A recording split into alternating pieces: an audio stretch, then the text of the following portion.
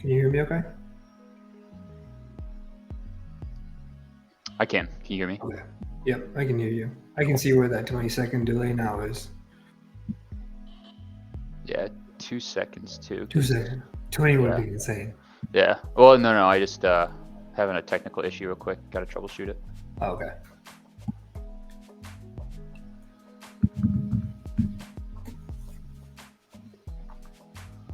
Oh. There we go. What happened? Forgot to have us go live on LinkedIn. Oh. It's like a funky way you got to get it to actually work. But let's see.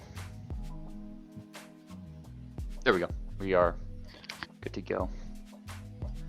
So we can just kind of chill here for a bit. Yeah, let people start to filter in. Live. The world is watching, Chase. So yeah, the eyes of the nation are on us. The eyes of the nation. Is it the eyes of the nation? Or is it just the eyes of LinkedIn on here? Probably. I mean, just LinkedIn, but we have some. We have some non-US people. Some awesome people from abroad joining us. A couple Canadians, if I remember correctly. That's cool. That's cool. International.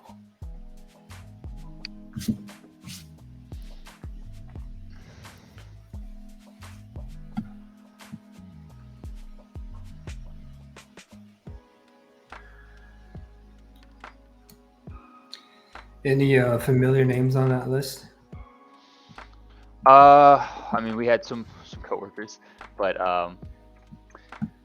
definitely some Autodesk people. Saw a good number of Autodesk emails. Now, I didn't recognize any from my end, but I'm sure you probably did, or will when you get your eyes on them. But then, apart from that, just some like company names that I took note of. But cool.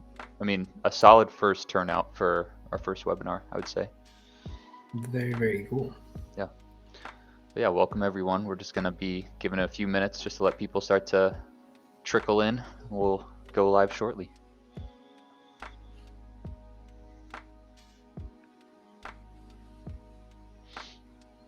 The music's always interesting. I'm going to shuffle. I like the, yeah, it's like a very lo-fi beat. Yeah. Like some work music. There we go. I feel like if I have this music in the background, I might forget it. Yeah. No, honestly, for the 2 webinars we've already done, I've forgotten to turn it off because I just it just like flows into the background of your mind for a second. Yeah. And someone messaged me like, "You turn that music off?"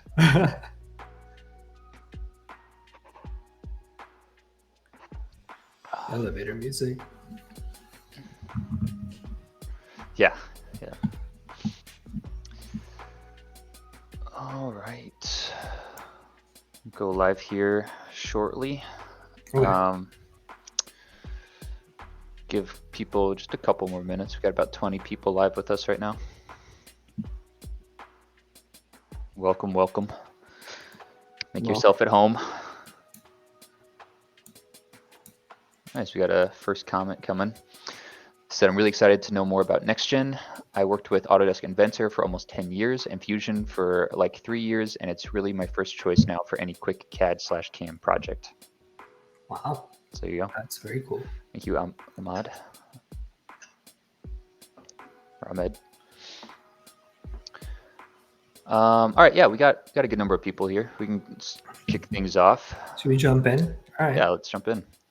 All right, well, welcome everyone to the music. There it is. I told you I was gonna forget. Yep. I'll fade it out. There we go. Welcome everyone to our Fusion focused design, simulate, and print webinar. We'll be focusing on showing a lot of different features around Fusion, focused kind of in the lens of prototyping. My name is Chase Clayton. I'm our senior marketer here at NexGen, and with me is Umair Riyas. He is our Fusion guru, Fusion expert, and just all things Fusion. So he'll be really diving into the meat and potatoes of this webinar, but I'll just be kicking things off and kind of wrapping things up for you all. Real quick, since we already got a question of people wanting to know a little bit more about NexGen, NexGen is a certified Autodesk partner, reseller, trainer. We provide all sorts of software and solutions to support and consulting, to trainings. We have trainings going on virtually or on-site trainings every month. So we'll have a QR code at the end for you to scan to go to our website and take a look at the training calendar for sure. You'll see Umair's face in some of those training sessions, as well as some of his team members, and as well as post-processor editing is another one of our services. So won't go too down the rabbit hole there, but if any of these things stand out, definitely give us a look at our website, scan the QR code at the end to book a meeting, and we can help you out from there. So without further ado, Umair, I will hand things over to you. Awesome. Thank you, Chase. I'm assuming audio is all good. You can hear me okay? I can, yes. Perfect. All right. I'm also going to hit play on the camera. Awesome. So everybody should be able to see that going on there. Great. Again, thank you everybody for being here. Thank you, Chase, for the introduction. Really excited to get into some of the topics that we have for today. And we're just going to be, like Chase mentioned, we're going to be taking a look at prototyping, and how you would use Fusion as a tool to help with prototyping, right? So I'm not going to necessarily talk about prototyping as a topic, but how you would use Fusion and some of its commands and its tools to help with that process, right? So Chase, if you don't mind, actually, you know what? I have control of the slides. There you go. Perfect. Thank you, Chase. So this is just a quick breakdown of what we're going to be discussing today. 3 core components. I'm going to start talking about design, right? What are some of the tools that we can use in the design space? And then I want to touch on generative design and simulation. And then also on the manufacturing side, we'll be taking a look at the printing process, right? So technically, what you're seeing right there on the screen right now, if you can see it just right below me, that's just the part actually that we're going to be trying to make today. And also, I printed it last night, and I figured, you know what, why not record it and kind of showcase it to everybody watching. So, yeah. So we'll jump right in with the design side of things. And again, feel free to keep those questions coming in. I'll try to answer them while I'm going, but more than likely, I might just hold on to the end of the show to answer these questions. All right. So I'd like to start here with the drawing board. So I'm just going to go to the next slide, right? And again, quick disclaimer: I'm not at all a product developer, or I'm not a prototyping specialist. But I'm just somebody who's curious about how the stage of prototyping works, and also just kind of familiar with how Fusion's design space works. So again, if you have comments or suggestions that you'd like to make, I'd love to hear them during the webinar. So just add a chat in there. Love to know what your perspective is on this. So all right, so starting with the design portion of it, right? And the reason why I said drawing board is because typically, whenever I think of prototyping, right, we're always thinking of a problem that we want to have a solution, right? We're trying to design a solution around. So figuring out what the key pain points are in a problem is usually the best way to start this process, right? So just to kind of give you an idea, what I'm trying to do here is I'm trying to just create a wall mount, right, for a panel. And this can be used for anything, to hold books or whatever it is, or even a shelf, right? So it's just basically a wall mount for a shelf. So I figured, let's see what sort of ideas that we can come up with. And what you're seeing here on the screen is just a kind of a quick iteration of what that process looks like, all the way from just a sketch, right? So everything, I always like to tell people that if you have an idea, if you know what the end product needs to look like, that's a good way to start. And then you can work backwards, right? Like have an idea of what the end product should look like, how it should function, what it should be able to do. And then maybe always start with a hand sketch. I've always found a hand sketch to be really, really useful because it kind of keeps me in track. And also while I'm in the CAD environment, I'm not having to kind of redesign, go back and forth. I feel like a hand sketch is a really good place to start, right? So after you've got the hand sketch, then we kind of bring that into, a platform like Fusion and use its CAD tools and create the CAD model.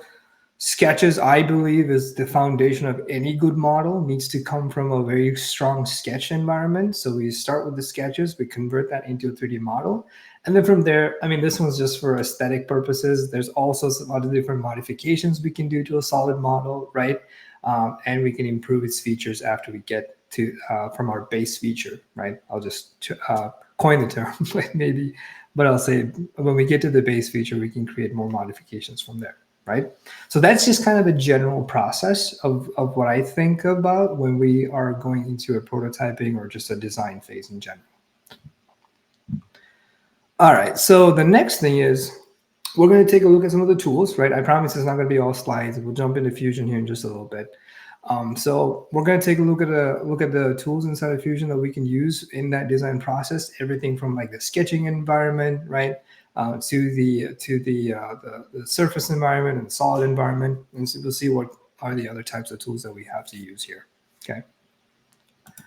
We'll touch slightly on file management as well, because I think it's important for us to have a good understanding on like how to stay organized throughout this process, right? Because when it comes to prototyping, when it comes to designing something, there's so many different avenues. It's like the process could branch into so many different iterations of that project, right? Sometimes your part could look very different to how you started, maybe even the next day, right? So in order to stay organized, I think it's important to understand how to manage those files well. So I will touch on how Fusion typically handles those files, right? And then we get into like the meat of it, right? The meat of it meaning we're going to get into like some of the modeling and how we actually draw the models out, right? And then finally, on the design side, we're just going to touch a little bit on configurations. I wanted to include this inside of this presentation today because configurations is kind of new to Fusion, and I think it's a very powerful tool. And it can also, again, be used pretty pretty often when it comes to prototyping because you're trying to build different iterations of what your product could look like. So I think configurations could play a really big part in that as well. So we'll touch on that a little bit too. Okay. And then from there, after we've kind of talked a lot about the design process and what that looks like, then we're going to touch generative design. Again, I kept everything very simple here. This is a very simple model, nothing too complex. So I figured that'd be a good way to kind of get across the topic across. So we'll talk about what generative design is and how it works inside of Fusion. How do we get that environment set up? There's a few steps that go into getting the environment set up for us. So we'll talk about that. Constraints and loads is one of the contributing factors to having outcomes. So we'll touch on that as well. And then after the environment is set up and we solve the study, we'll look at how we can explore all the different outcomes that are coming out of that study and converting them into models so that we can actually use it and manufacture them, right? So that's going to be some of the bigger parts of the generative design topic. Simulation. We might touch on this a little bit too. So I wanted to talk to you about how you can use some of the simulation features inside of Fusion. Now, this is a little different to the generative design. This is kind of its own thing, but at least you'll be able to kind of see how you can set up a simulation study and then also get some, values and just kind of see if your part can actually survive in the real world, right? Like the point is to not just be able to create the design, but also to be able to validate and test it and make sure it can survive under certain constraints, right? So we'll touch on simulation a little bit as well, and I'll introduce you to that environment. Perfect. And then we'll wrap this up, like I said, with the manufacturing part of it, which is 3D printing. So like you're kind of seeing on the screen right now, that's the actual model that's printing right now. Right, so we'll touch on how you actually get that set up and then how do we print from there, right? Fantastic. So I'm going to jump into Fusion now. Let me see if I can get this correct. There we go. Thank you, Chase. It's got that ready for me. All right, just give me 1 minute. I'm just going to kind of move some things around because I got my browser up here. So I'm just going to move that over here to the side and we're going to get Fusion up. All right, fantastic. Chase, can you give me a thumbs up if we're all okay there? Everybody sees Fusion? Perfect. Awesome. Thank you, Chase. Reliable, trusty, reliable Chase helping me out here today. If I could, I would say give a round of applause to Chase, but we can't do that. But okay, so jumping into the design part of this. So this is so like I said, we'll talk a little bit about what are some of the tools that we can use inside of Fusion, right? So inside of Fusion, when it comes to the modeling side, we have the tools that we have we're working with is we have a bunch of different options here in the create drop down. So some of the basic CAD tools that you've probably seen in other products as well, that you've used in topology designs, right? So our extrudes and revolve. So there's numerous different types of commands and functions inside of Fusion that you can use to create these shapes, right? And each tool will have its strength for that particular geometry, right? That style of geometry. If it's rectangle and blocky, you're thinking something like an extrude. If it's something that more of a revolve shape, you can use the revolve option. So all of these commands and tools can be used based on different geometries, right? Now, these are just to kind of create that base feature. And then after you create that base feature, you have under your modification drop down here, you have a lot of geometry modification tools that you could use too. So like adding fillets and chamfers and rounding off sharp corners, right? So and then if you also want to maybe split the body or split faces, there's a range of more advanced geometry manipulation tools that you can use inside the modification feature as well, right?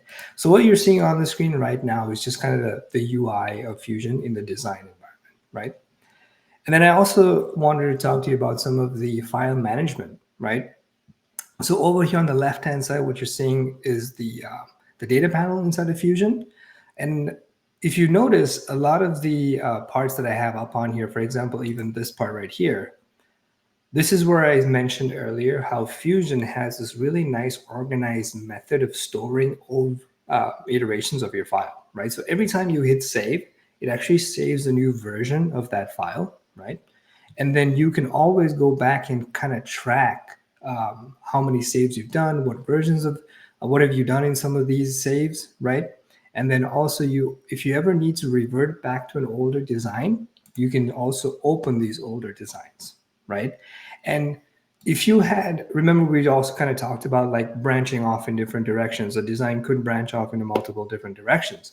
If you wanted to have one, let's just say a junction or a point of reference that you always want to come back to, one thing that I always typically use is making a milestone out of that particular file. So then that way I can have a milestone version and then have different iterations even branching out from that point, right? So a lot of ways on how you can kind of stay organized when you're creating all these different iterations of your product. Okay. And again, the other nice thing about Fusion is everything is cloud-based too. As far as your data goes, everything is cloud-based. So you can actually kind of take your data with you wherever you go.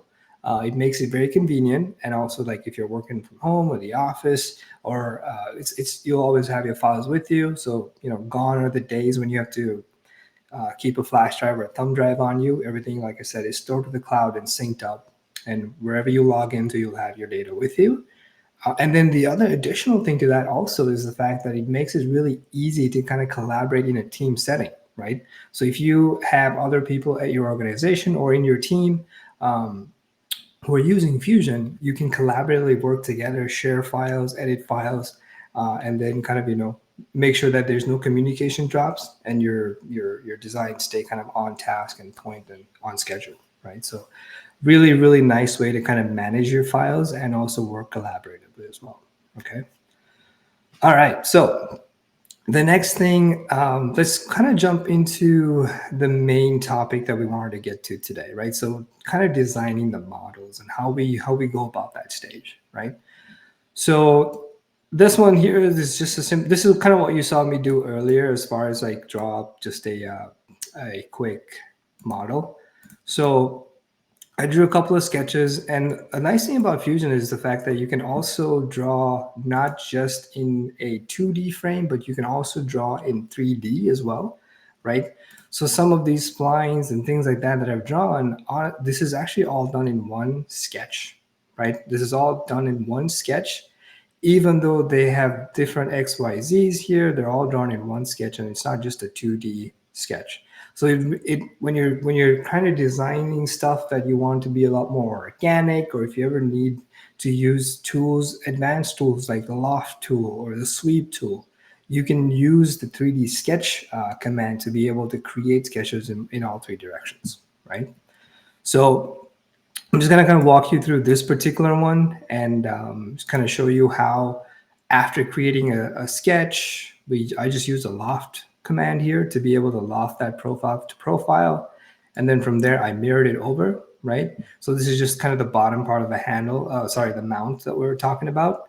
And then I just added another sketch and drew that top, the back nail hole in here as well. Did a quick extrude, right? And then we'll walk through like an actual part, but this is just to kind of break down exactly how this particular part came into being, right? So it's just a collection of different extrudes with different planes, right? So here's another one right here on the top. This is also drawn on a 3D sketch. And then this was lofted like so, and then also mirrored, right? So from here, I combined both the bodies, right? Added a little bit of a fillet right there to make that a filleted corner versus a sharp corner.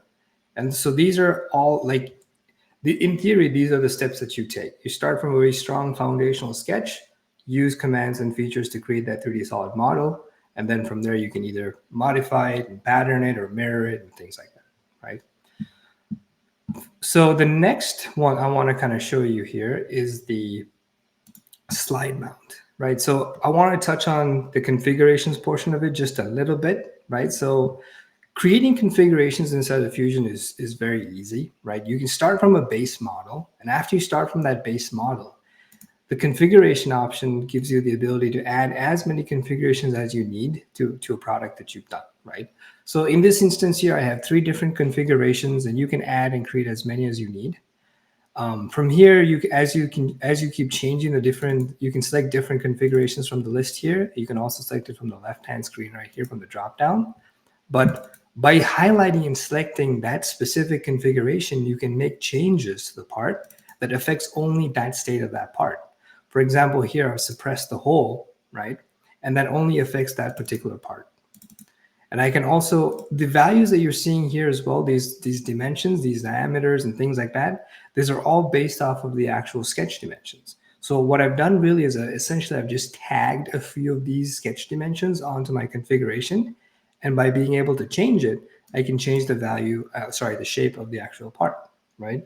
So for example, if I change this to 10 inches from 8 inches, you may notice it got longer, right? It doesn't, like I said, it doesn't affect the first part, the first configuration or the third configuration. They're all independent of each other. So again, the point of this is you can have different versions and iterations of a part while you're in that design phase, or even, maybe this is a product catalog. You might actually have a product that has 4 or 5 different dimensions or feature changes, and now you can have one single file, right? So that's the other big benefit of this. This is all still one single file. I don't have 5 or 6 different files for different configurations, right? So again, you stay localized, and now you have different options that you can work on inside of one file, right? So hopefully that kind of gives you an idea of like why I suggested that configurations can be a big part of the prototyping phase, is because, again, you can have different iterations, right, of the same product, of the same part, and then work on them as needed. Okay. Perfect.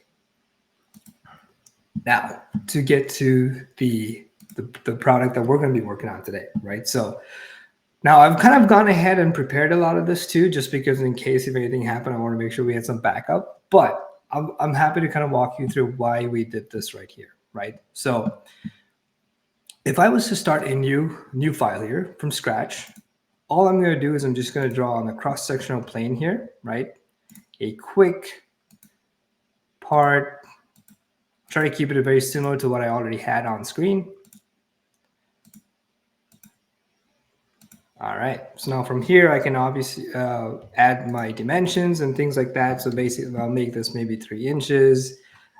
Give this a thickness here of about 1/4 inch or so, right?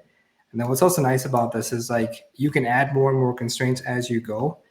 Keeps the scale on there for us.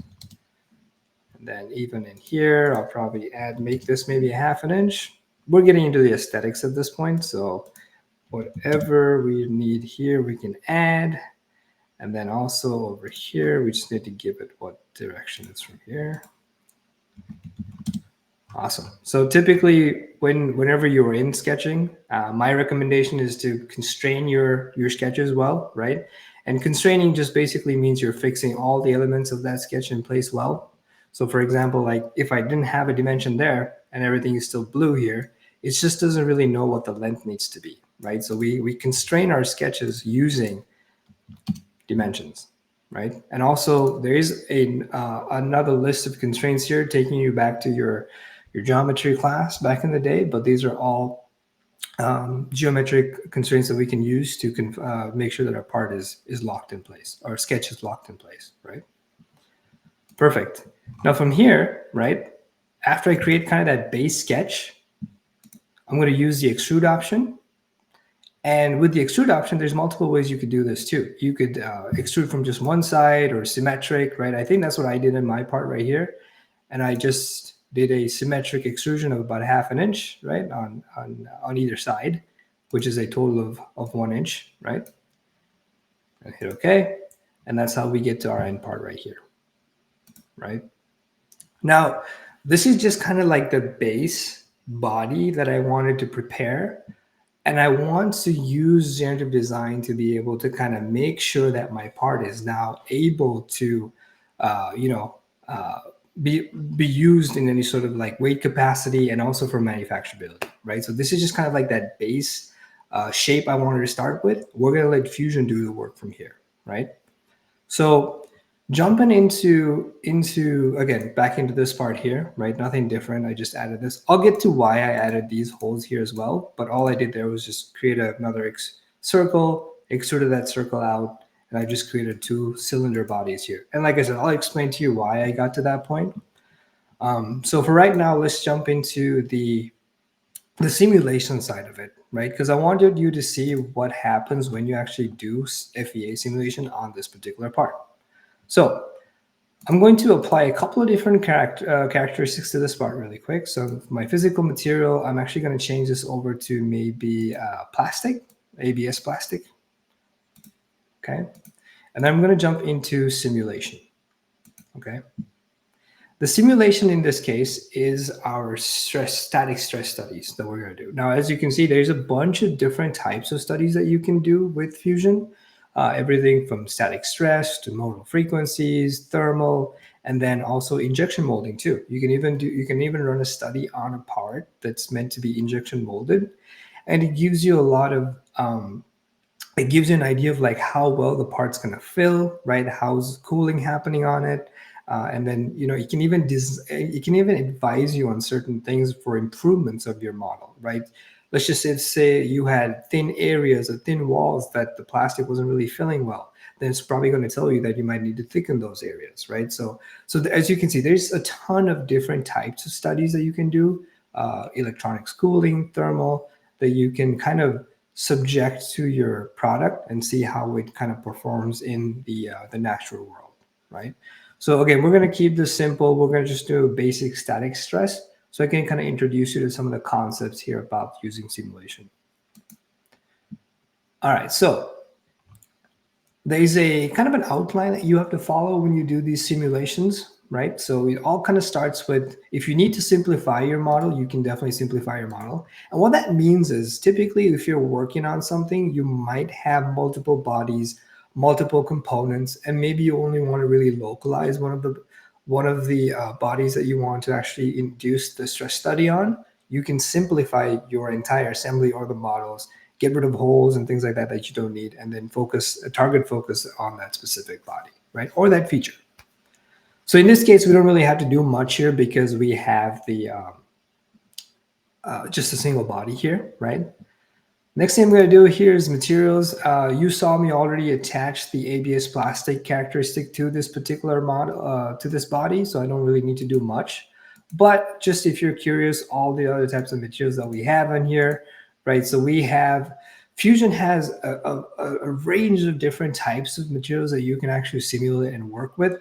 Everything from things like plastic to metals to aluminum, even wood is on here, right? So there's tons of different types of materials that you can use to test stress your models. Okay. And the one thing that I also like about this is the fact that like it introduces the other concept of like, how do we pick which material is best suited for our product, for the prototype, right? And obviously, we live in an environment now where we have to be mindful of the types of materials that we're using to manufacture our parts, right?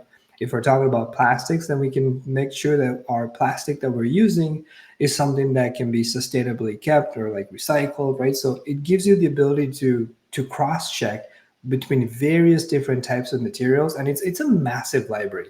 It's a huge library of different types of materials that I don't think you're ever gonna fall short on like a very specific material. So it's a huge library, and there's tons to test with.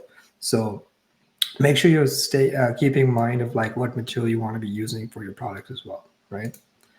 So from here, after we get the material in, the next thing is constraints, right? So what you're doing with constraints is you're applying all of the fixed points, the fixed areas where the model isn't buckling or moving. So this particular instance right here is going to be the one that's kind of stuck onto the wall, right? So I'm going to say, you know what, I'm going to put a structural constraint right there. We're going to do a fixed constraint just on this particular face right here, right? And again, that's just to signify that that's the face that's actually mating up against the wall. I'm going to hit OK.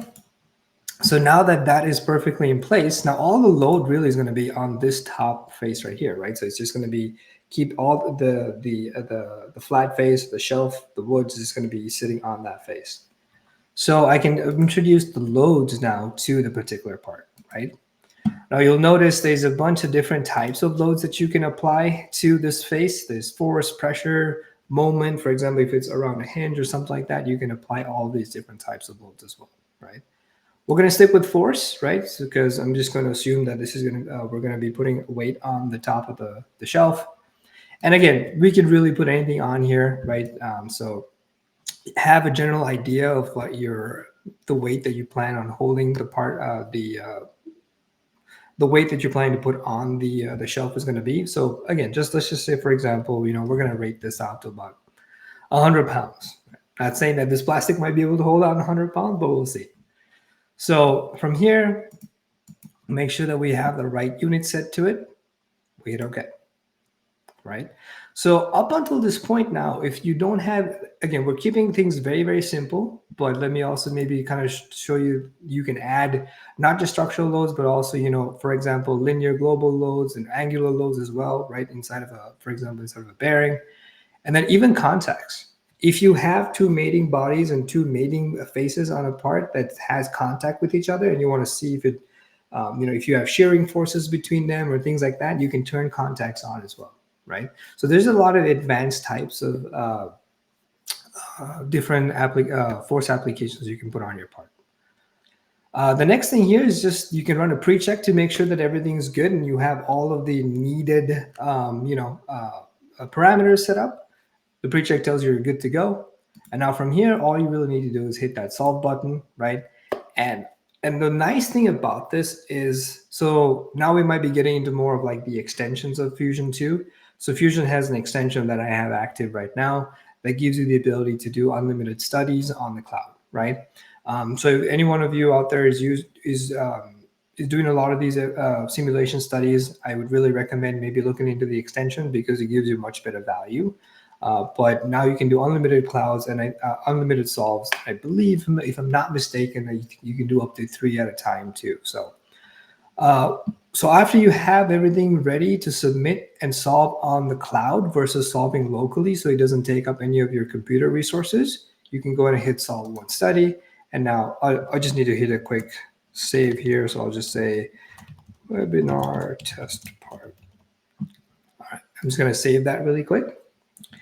And then now all the magic kind of happens in the background, right? So it's making sure that it's doing the solve on the cloud. That way it's not taking up any of the local resources, right? Now, after you start the solve, you will get a notification when the solve is done, right? And you can view this in your results sheet, right? So obviously, because of time, I made sure I did this kind of prior and previously. I'll take you to the actual simulation that I have, and you'll notice this is kind of funny here, right? So I went over the top, and I even tried to put like 200 pounds of weight on this. As you can see, there's definitely failure happening. And let me actually go to adjusted so you can kind of see what this looks like. And if I animate the results here,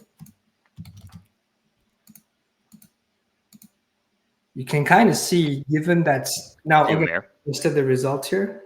Can I jump in here real quick? Yeah, just go ahead. There was a comment saying that it's the drop downs aren't visible. Are you sharing your screen or the application itself? I think if you share your screen, we can. Okay, let me just double check here that really quick. Yeah. Okay, 1 second. Just pause real quick. Let me try it one more time. Thank you for letting me know, Chase. All right, let's try this one more time.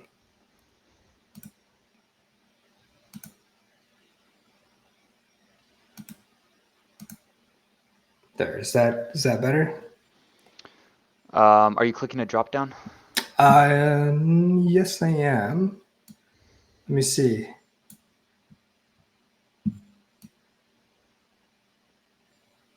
Okay, let me try one more time.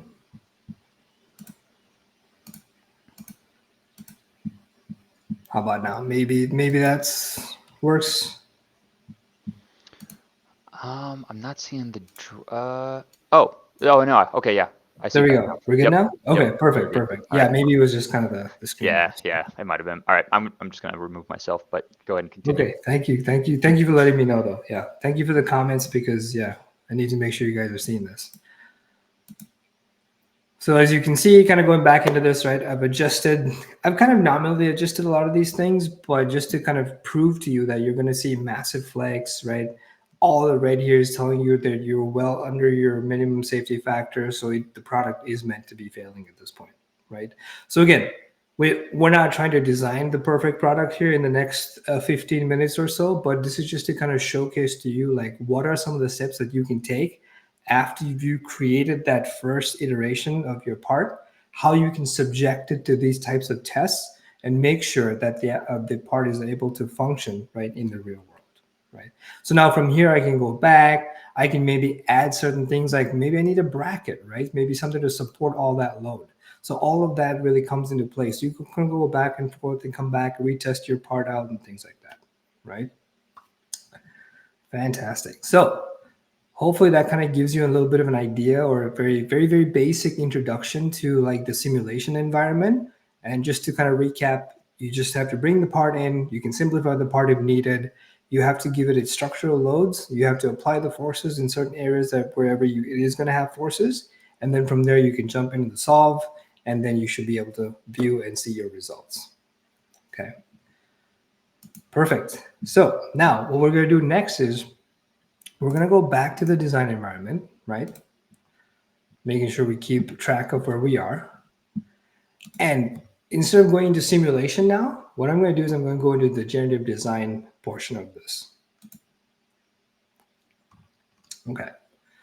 So inside of the generative design workspace, now you might see kind of looks a little similar to like how it looked like in the the simulations workspace as well, because there is a lot of similarities between the two, right?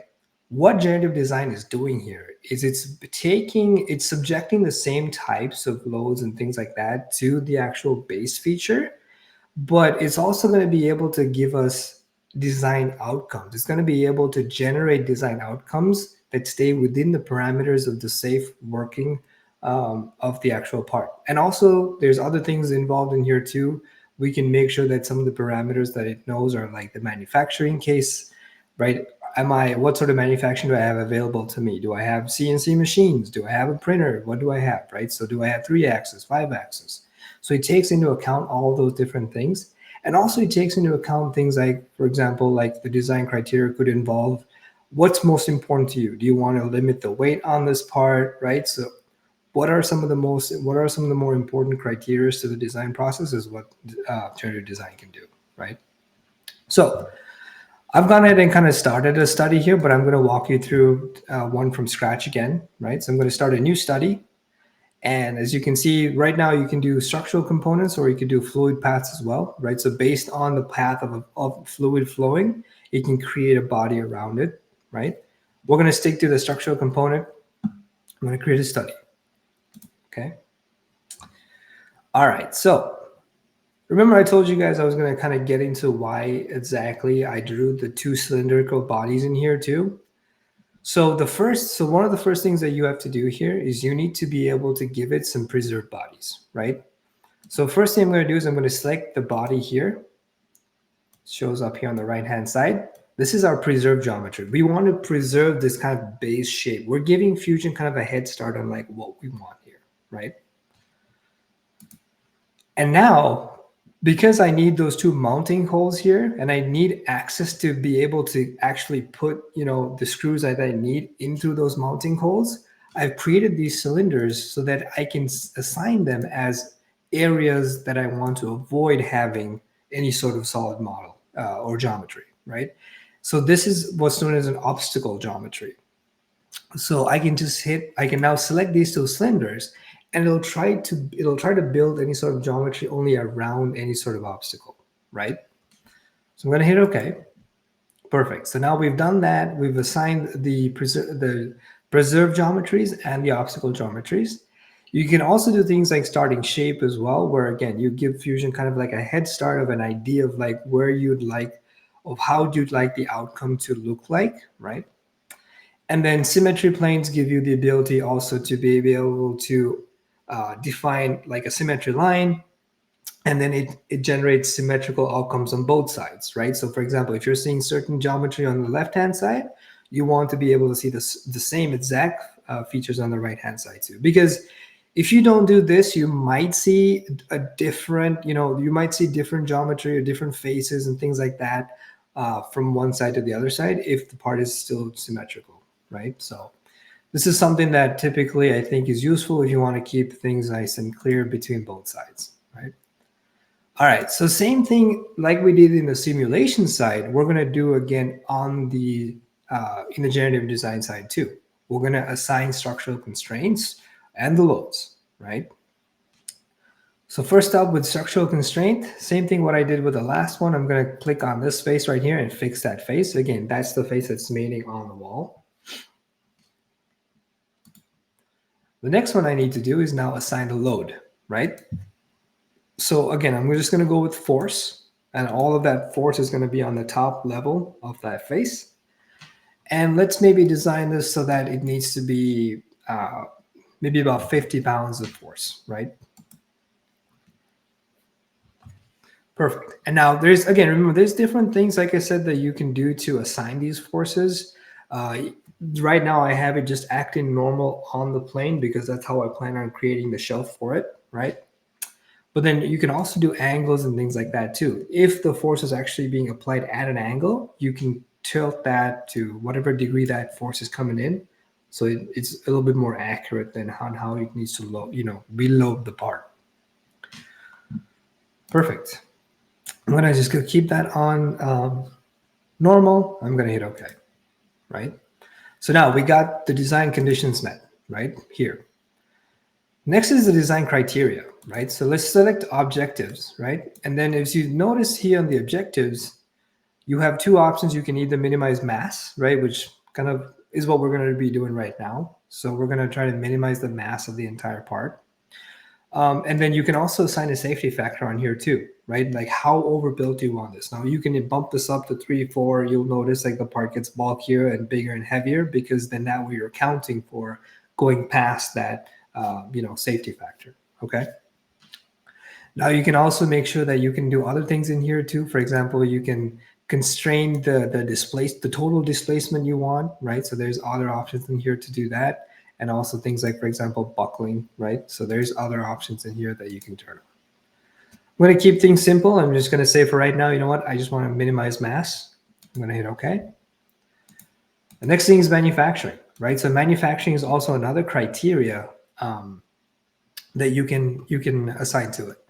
So a couple of different options here. I'm just going to kind of say no to all of this so we can discuss them. So unrestricted will basically be able to, create outcomes for you that can be done on all sorts of different types of manufacturing. So including additive, milling, everything. So today what we're going to do is we're going to have this set to additive, right? And an additive is for plastics, for metal, whatever additive manufacturing that we're going to be doing. And the other option also here, as you can see, for milling, right? So we have milling options in here as well. And you can put in certain, again, limitations even on the milling as far as like what is the minimum tool diameter that you want to be using for the milling operation, right? And even like things like head diameter, like so you have overall clearances. So if the tool really needs to get into like a cavity or something like that, you're going to be able to have clearance over all of that. So I think it's a really awesome tool to be able to make sure that like whatever you're creating here, whatever you're designing is also fine-tuned for manufacturing as well, right? So milling is an option, as you can see, even 2-axis cutting, right? So if we're talking things like just like a router table or something like that, and you can only cut in 2-axis, you can make sure that the outcome produces models to be cut into 2-axis, right? And then also we finally have die casting as well. Okay. So like I said, we're going to be doing additive right now. So I'm going to say the Z positive, and I'm also going to say Z negative, right? So it kind of sees both sides really of our Z direction. And over here, you also have your overhang angle as well. So overhang, it's kind of important to make sure that you have an idea of how much overhang you want for the part, because if you extend this too far high, then you might also have to now start considering creating support material too to be able to print that sort of geometry. So this one's a kind of like a tweak and adjustment, but you might have to find the right balance here. Typically, I try to stay well under the 45 degree, and typically, given the manufacturing that I have possible for myself, I can kind of print a lot of stuff, under 45 degrees without support material, right? So I'm just going to say 45. I'm just going to leave it at 45, and I'm going to hit OK. Perfect. From here, our study materials also can be assigned. I believe this has already been assigned to, so this one right now is set to aluminum, but we can also just say, for example, you know what, I want to try some other sorts of materials. We could go with like a different plastic, like nylon, for example, right? So there's different methods and outcomes you can get from different materials, right? Perfect. So I'm going to hit close. And after you've pretty much kind of followed that outline, followed all the steps from left to right, you're now ready to do the solve, right? So I'm going to go ahead and hit generate. And now you can select which particular study. I'm actually on study number 3 here, so I'm only going to select that specific one. And I can go ahead and create generative study, right? So again, now what it's doing is it's going to be doing the study on the cloud, not taking up local resources right on your computer. And now you have the ability to kind of work on other things while the study is being solved for you, right? Now, depending on the complexity of the part, right, the study it varies how long the study could take. So what I went ahead and did is I created a couple of outcomes for us before. So it's going to take me to the outcomes page here in just a little bit. And then what you're left here with is some really cool different outcomes, right? So I can show you the outcomes that I got for the study number 1 that I did. Now this is based on 100 pounds force on that top flat face right there. You can see how Fusion has created this very organic looking structure to be able to withstand the 100 pounds of force, and also given the manufacturing ability that we set it. So this is all because I said we can do 3D additive manufacturing. Now, for instance, if I didn't set it to 3D additive manufacturing and it just did milling, for example, right, like maybe 3-axis or 5-axis milling, we would see a very, very different looking part, right? So that's how you can kind of like see what sort of different outcomes you can get. And I was recently told of a word. Apparently, I didn't know what the word meant, but it's actually called biomimicry, if I got that right. But it's how Fusion's. So this is all AI based, right? This is an AI based algorithm that does all these calculations and then produces the model to be able to withstand the parameters that we give it. If you notice, I mean, it looks very common to what you would see in nature, right? Plant cell structure looks very similar to what you're seeing on here. So it's taking a lot of that biomechanics and also applying it to it. So I thought that was a very, very cool feature that you get from generative design, right? And then also notice, because we had these obstacles in place, it didn't create any sort of material or geometry in that middle, giving me ability to have access to that hole, right? I'm going to have to get a pretty long, maybe an extension for my drill, but the point here being is the fact that like we were able to get clearance for that particular criteria, right? And here's one also similar to it. Again, this is for about 100 pounds of force. And as you can see, it avoids that obstacle, right? But then creates around it. Cool. And then I also tried one with about 200 pounds, just so you can kind of see what the difference looks like, right? And you'll notice it's a lot beefier, right? A lot thicker, right? So, but it's still very, very cool to kind of see how this can be used now, because we have additive manufacturing. We can minimize mass, because like if you think about it, if you're trying to make a part like this back in the old day, we would definitely 100% over engineer this, and you'd see a big, middle ankle bracket or something like that that's very heavy. But the ability for us to do all this calculation in a short amount of time and be able to create the hopefully an ideal part is very, very powerful, right? So after you've kind of looked at, the part, and you've settled on an outcome, right? You'll also notice there's a lot of information here regarding all the different outcomes, and you can kind of see what range they kind of fit in. But after let's just say you wanted to select one of these, right? You can now create a model from what the outcomes that Fusion has generated for you, right? So by clicking this design from outcome button right here, I can create a 3D model of the actual part. So it's going to prepare that design. It's going to alert you when the design is done, right? Now, again, in the interest of time, I went ahead and actually created it out for us, right? So this is the design that I ended up using. And this should be the design that you're actually seeing, again, printed on your screen right there on the left-hand side. So let's take a quick look at how we would now put this in our manufacturing workspace and get it and start printing it, right? So I'm going to go over to the manufacturing workspace here. And what I've done is I basically created an additive setup, right? So I'm going to start one right now. I'm going to say new setup. Now you can select from a range of different additive machines that's actually available inside of Fusion right now from different vendors and different brands. As you can see, you have everything from ANET to your Crealities, your Prusas, and your Ultimakers, right? So there's a range of different types of printers on here, and these are just kind of the home plastic ones. But even the other more advanced metal 3D printing as well, right? So all of these printers are available inside of Fusion, right? So you can go ahead and select a machine.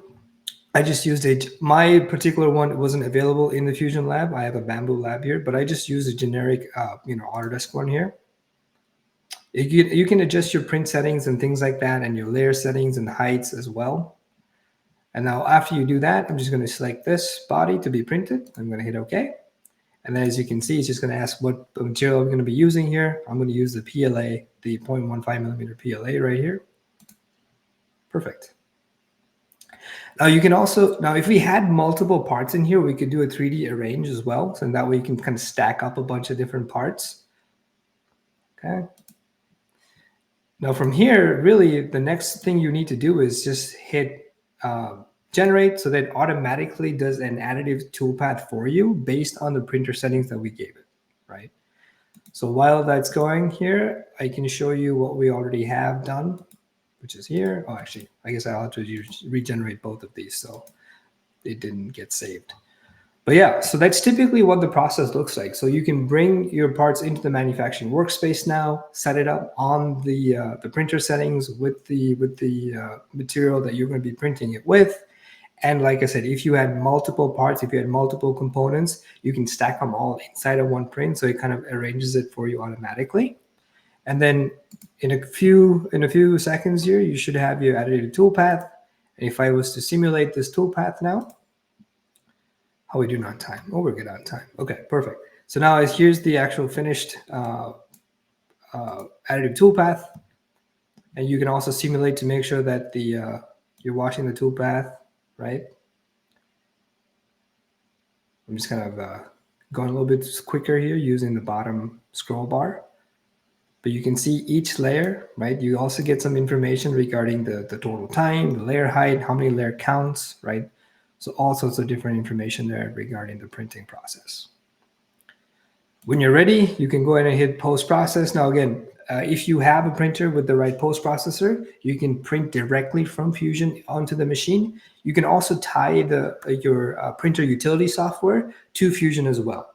So let's just say, for example, you didn't actually want to post from Fusion, you wanted to post with the software that came with the printer. You can tie the utility to Fusion. That way, when you post it out, it'll actually open up the software, and then your part will already be orientated in the right direction. And now all you have to do from that point is just post the G code out.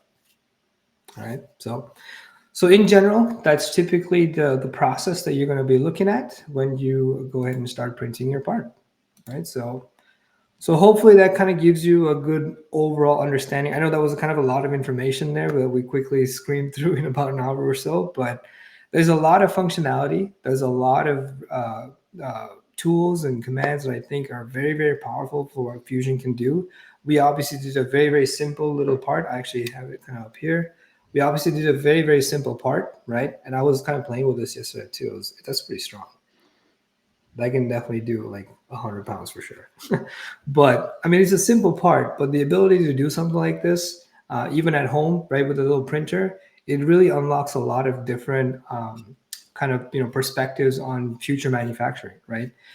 For us to have the ability to be able to print something like this and design something that can actually be functional for everyday use and problem solving is makes Fusion one of those really good tools, for everybody to get started with that prototyping mentality and to be able to create products that have value. So, okay, I will wrap it up right there. I know I just spoke a lot, but I'm hoping maybe that if there's any questions, if there's any comments, suggestions. Like I said, I'm a novice to this thing myself. So if you guys are seasoned, I'd love to hear about what your thoughts are as well. Yeah, thank you, Umair. This was really cool, and it was honestly, it was fun to see. I mean, because I think you timed the video just right with the printing process to where, I mean, it was like Look at once that. you got to the simulation and the generative design, it was like it was right up with you there. So that was really Yeah. cool. We did have one question just come in though. Yeah, of course. Go ahead. So it says, does generative design also provide information on the infill percentage, pattern, wall thickness, and other related parameters? So with generative design, right now you can only do more structural and the fluid portion of it. But if you're talking a little bit more on like the printing process itself, then in the printing process, yes, you have options on what sort of infill you can do, what sort of shapes. For example, you want rectangular or honeycomb of gyro. All of that will actually be in your 3D printing setup. So hopefully that answers your question. Yeah. And if not, feel free to contact us Yes, afterwards. We feel can free to definitely, contact us. We can definitely sit yeah. with you and figure it out. Yeah. But yeah, outside of that, I just flashed the QR code up on screen. If you have any other questions, you want to follow up with us, or you're interested in learning about some of our other services. If you're, a manager of a shop, we offer support packages. If you're looking to get started or looking to level up your team, we offer trainings. And if you're just looking to get Fusion, we can also help you there. One promo I just wanted to shout out real quick is with the recent price increases of Fusion, we're running a buy 3 licenses for the price of 2 to help offset that, make it a little easier for you guys to get multiple licenses for a lower price. So if that's of interest, again, just scan the QR code or go to our website and you'll be able to just check out through our e-store there. I'm just going to throw the music back on, Umair. We can just chill here for a couple more minutes, see if we get any questions. And otherwise, thank you all for joining us, and have a good rest of your day. Yeah, thank you guys. Thank you so much. I hope everybody reaches out and tells me that, Umair, that you shouldn't be doing it like that. You should be doing it like that. Yeah. Yeah, what do you know, man? Yeah, what do you But if it's useful to anybody, if there's any amateurs out there, I can tell you with a lot of confidence, I learned all of that in probably 48 hours. So Wow. it's Fusion is a very, very easy to use software and a tool when it comes to that. Awesome. All right. I think you answered his question. He said, thank you for the session. Have a great day. Awesome. Thank you so much for being there. And I saw a couple other questions earlier. We will be, one of them was just about if we would be providing the recording afterwards. Definitely, if you registered or you even just attended, we'll follow up with the link to the recording as late as tomorrow morning. David Hoffman said, thank you, Umair and Chase. Great session. Awesome. Oh, Yeah, David. I'll take the praise. Thanks for coming, David. I know David. All right. He was also the one that shouted out about the drop down issue. So shout out to David Awesome. there.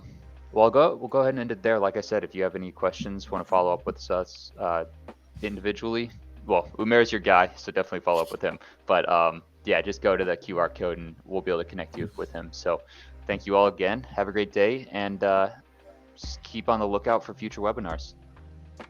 Thank you all. Thank you, everybody.